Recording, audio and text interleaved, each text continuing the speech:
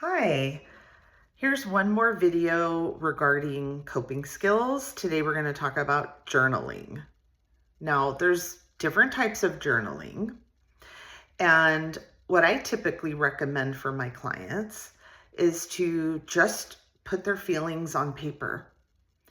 You don't have to go back and read it. You definitely don't want to judge and criticize yourself and what you're writing. You can save a journal and keep your entries. You can rip out the pages, crumple them up and throw them away. Maybe burn them safely in a fire if that feels cathartic. But there's really so many different ways to do this. I think my main rules would be write out what you're thinking and you're feeling. Don't criticize and judge yourself. If you're going to go back and read what you wrote, just remember, don't be judgmental and critical. The idea, the way that I see it, the way that I've learned, is when we get emotional, maybe we're overwhelmed by some negative thinking, we need to get that's all right brain. We need to get our left brain online, so that our left brain, which is focused on logic, rational thinking, problem solving, is working in conjunction with our more right brain type things like intense feelings. We're getting the two sides of your hemispheres working together so you can feel more grounded.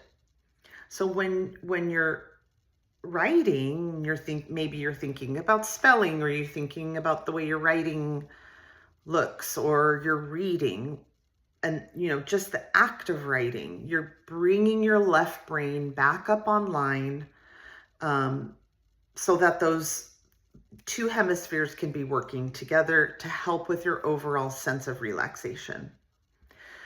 There are plenty of journals you can buy online, or go to Barnes and Noble or another bookstore, and they have different topics that you can write about. So maybe different days have different topics. An example might be write about things you feel grateful for. So maybe that journal entry is a gratitude journal entry, where you take some time to reflect on what makes you feel grateful.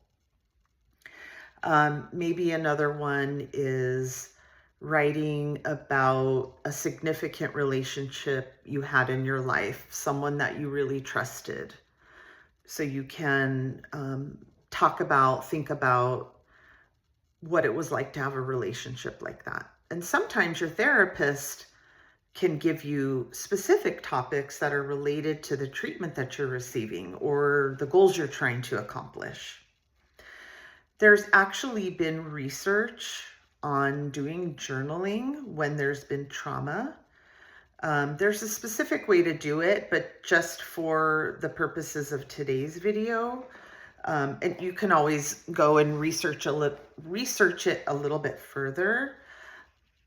But writing down your feelings, writing the story, the narrative of your life, the narrative of your trauma, writing the story of your trauma can actually help in the healing process. So if you're in therapy, maybe talk to your therapist about that. If you're on your own, I would do a little research and just to make sure it's something that you feel ready to do, something you feel ready to try. So give journal writing a try, and let me know down in the comments if it's helpful. Let me know what you think. If you have any other ideas for coping skills, I've got a lot more to get to. So remember to like the video and subscribe to my channel if you like content about relationships, sex and sexuality, general tips about mental wellness, mental health wellness. Go ahead and click the subscribe button. That really helps my channel. Thanks so much. Bye-bye.